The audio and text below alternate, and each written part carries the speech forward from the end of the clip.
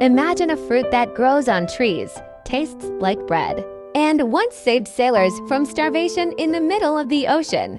This is the incredible story of the breadfruit, the fruit that sailed across the seas and connected cultures. Imagine standing on a small tropical island in the middle of the Pacific Ocean. The warm breeze brushes your face, waves crash softly on the shore, and in the distance, you see tall green trees with round, bumpy fruits hanging from their branches. That's breadfruit, a fruit that has fed entire civilizations and carried the story of survival, exploration, and connection across the seas. Breadfruit, scientifically known as Artocarpus altilis, originates from the Pacific Islands, especially Polynesia, Melanesia, and Micronesia. For the people living there, breadfruit wasn't just food, it was life. The fruit was roasted, boiled, or baked to make a filling meal. Its leaves wrapped food, its sap was used as glue, and its wood crafted boats and homes.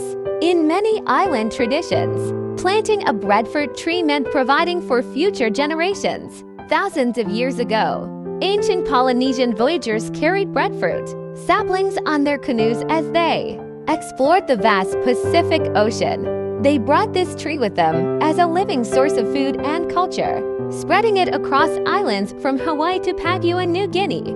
This is how breadfruit began its journey across the world. When it finally reached Southeast Asia, including Indonesia, the tree found a new home. In Indonesia, people call it sukan, fried or roasted. It became a beloved comfort food, often shared with family during the afternoon or served during gatherings. It's warm, soft, and slightly sweet, like nature's version of baked bread. But the story of breadfruit took a dramatic turn in the 18th century. When European explorers learned about this miracle fruit, they saw its potential to feed the world. In 1787, Captain William Bligh of the British ship HMS Bounty was sent on a mission to collect breadfruit from Tahiti and transport it to the Caribbean. The goal, to feed enslaved workers cheaply on British plantations. However, the voyage didn't go as planned. Tension among the crew grew, and soon, the sailors revolted. This rebellion became one of the most famous mutinies in history, the Mutiny on the Bounty.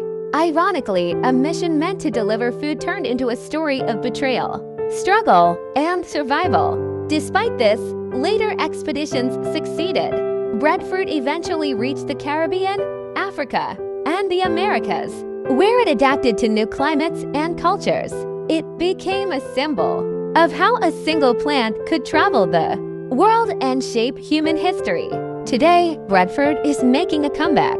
Scientists call it a superfood of the future. Why? Because it's highly nutritious, rich in fiber, gluten-free, and grows easily in tropical regions without much care.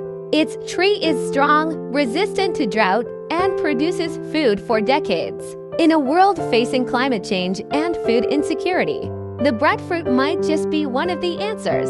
Around the world, communities are beginning to replant breadfruit trees, not only for tradition but for sustainability. From the Pacific to the Caribbean, from Africa to Asia, the legacy of breadfruit continues to grow, rooted in the past, yet full of promise for the future.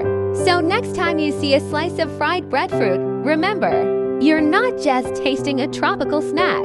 You're tasting a piece of human history, a story that began in the heart of the Pacific and sailed across oceans to unite the world. Imagine, a fruit that crossed oceans and fed the world. Have you ever tried breadfruit? Share your experience below.